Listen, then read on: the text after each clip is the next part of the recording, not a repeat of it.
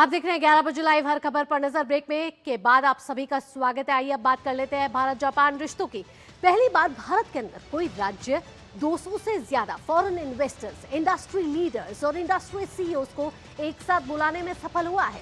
उत्तर प्रदेश और जापान के रिश्तों को नई रफ्तार देने के लिए आज लखनऊ में बड़ा निवेश सम्मेलन हो रहा है। मुख्यमंत्री योगी आदित्यनाथ और यामानाशी के गवर्नर कोटारो नागासाकी की मौजूदगी में 200 से ज्यादा जापानी उद्योगपति और सीईओ उत्तर प्रदेश में निवेश और तकनीकी साझेदारी की संभावनाओं पर मंथन करेंगे। निवेश, एमएसएमई, हेल्थ केयर, पर्यटन और शिक्षा समेत कई क्षेत्रों में सहयोग को लेकर चर्चा होगी। सम्मेलन के दौरान संभावित एमओयू और भविष्य की साझेदारी का रोडमैप भी सामने आएगा। जापानी प्रतिनिधिमंडल की इस यात्रा से यूपी जापान संबंधों को नई ऊंचाई मिलने की उम्मीद है। जापानी प्रतिनिधिमंडल राजभवन पहुंचकर उत्तर प्रदेश के राज्यपाल से शिष्टाचार मुलाकात करेगा और इसके बाद मुख्यमंत्री योगी आदित्यनाथ से उनके सरकारी आवास पर प्रतिनिधिमंडल की भेंट वार्ता प्रस्तावित है। इन मुलाकातों के जरिए दोनों पक्षों के बीच आपसी संबंधों, निवेश और सहयोग की संभावनाओं को लेकर उच्च स्तरीय संवाद होगा। इसके बाद प्रतिनिधिमंडल दिन भर विभिन्न सेक्टोरल कार्यक्रमों में हिस्सा लेगा।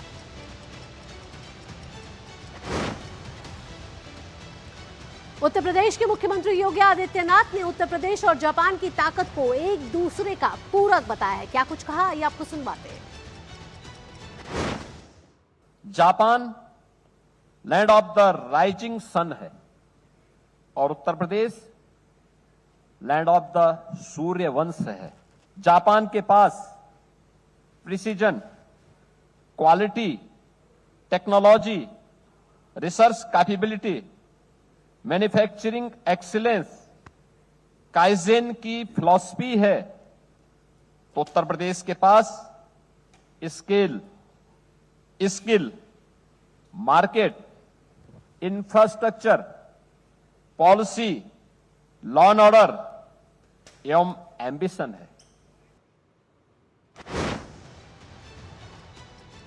तो आइए अब आपको बताते हैं कैसे होती है जापानी सिटी। जापानी सिटी के बारे में हम आपको बताएं तो जापानी सिटी, अगर जापान की बात करें तो टेक्नोलॉजी के लिहाज से जापान बहुत परिपूर्ण है। आइए अब आपको बताते हैं कि जापानी सिटी में क्या कुछ खास मिलता है और क्या कुछ होता है और कैसे इंडिया यानी कि भारत उससे उपयोगी साबित हो सकता है। खासकर उत्तर प्रदेश की बात करें और जापान की बात करें, आधुनिक और व्यवस्थित इंफ्रास्ट्रक्चर वहां आपको मिलेगा जापान की कई शहरों में। साथ ही बेहतरीन सड़क और परिवहन सुविधा का भी यहाँ बहुत आपको देखने को मिलेगा। इसके साथ टेक्नोलॉजी आधारित स्मार्ट सुविधाएं यहाँ पर है, यानी कि टेक्नोलॉजी के लिहाज से जापान के जो शहर है वो बहुत आधुनिक है। और साथ ही साथ अगर ग्रीनरी की बात करें और खूबसूरती की बात करें तो जापान इस लिहाज से भी बहुत ज़्यादा खूबसूरत और ग्रीन है। साथ ही जापानी कंपनियों की बात करें तो यहाँ पर बहुत ही टेक ऑफिसेज है, यानी टेक्नोलॉजी के लिहाज से ये बहुत ज़्यादा आगे है। कर्मचारियों के लिए आरामदायक आवास यहाँ आपको मिलेंगे, यानी कि प्रोडक्टिविटी, आउटपुट पर बहुत ज़्यादा ध्यान दिया जाता है। शिक्षा और स्वास्थ्य के क्षेत्र को देखें तो यहाँ पर भी जापान के शहरों में बेहतर सुविधाएं हैं। साथ ही अगर उनकी जीवन शैली की बात करें तो उनकी जीवन शैली सुरक्षित और अनुशासित है। वहाँ सरकार ये कोशिश करती है कि जो जीवन शैली है, लोगों को जो लाइफस्टाइल प्रोवाइड किया जाए वो बेहतर किया जाए। उद्योग, निवेश और रोजगार का केंद्र है जापान के कई शहर। इसके साथ कारोबार के लिए आसान प्रशासनिक व्यवस्था का भी यहाँ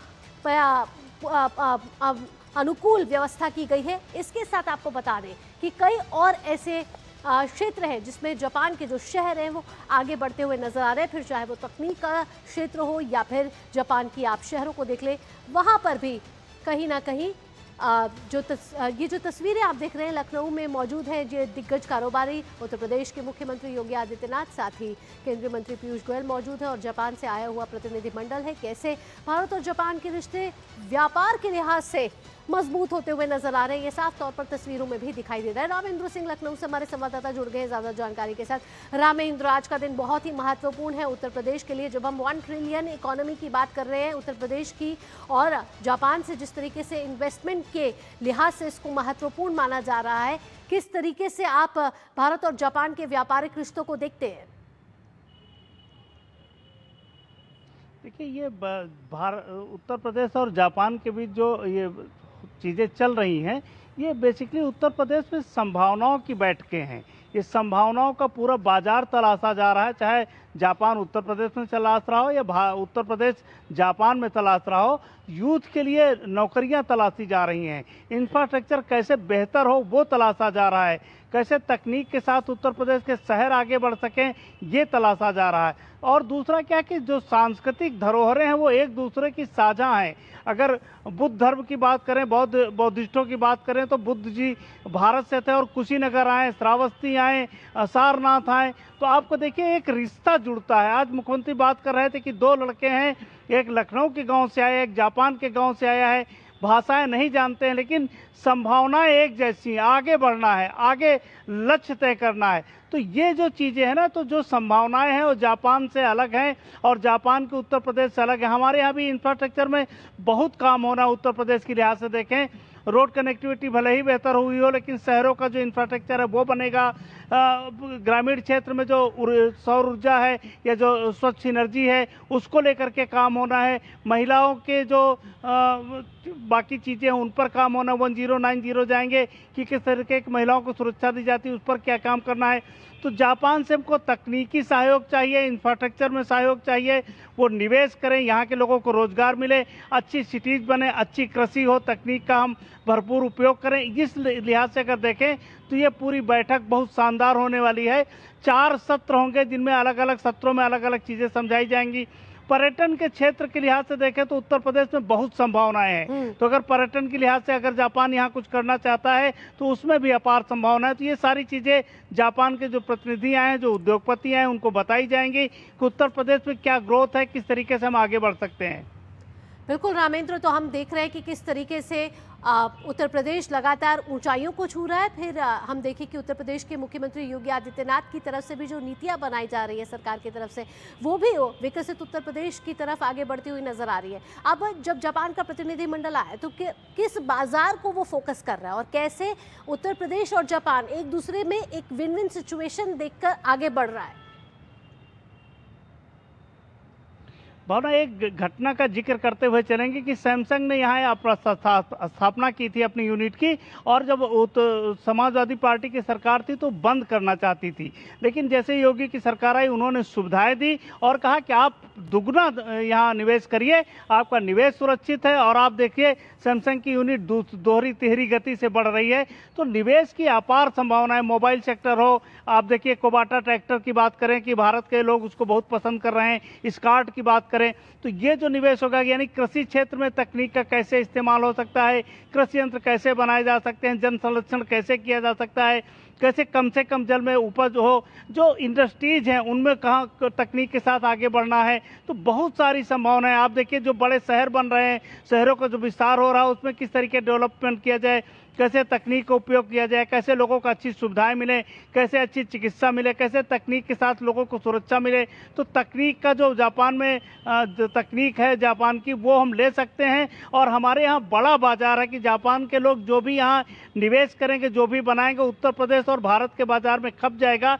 दुनिया में कहीं जाने की जरूरत नहीं। भावना, बिल्कुल रामेंद्र, अगर देखें कि हम उत्तर प्रदेश को और जापान को, संस्कृति को देखते हैं, तो अगर जापान को देखें तो संस्कृति को वो भी बहुत महत्वता देता है और भारत विविधता से भरा देश है, यहाँ अनेक भाषाएं हैं और परंपराएं हैं। ऐसे में अगर संस्कृति के लिहाज से उत्तर प्रदेश देखें और जापान देखें, किस तरीके से ये इस क्षेत्र में भी मिलते हुए नजर आ रहे हैं? बिल्कुल भावना, ये बुद्ध की धरती है। हमने बुद्ध दिया है, दुनिया में शांति का संदेश दिया है। जापान जिस संदेश पर चल रहा है वो भारत से गए हुए बुद्ध जी का दिया हुआ संदेश है।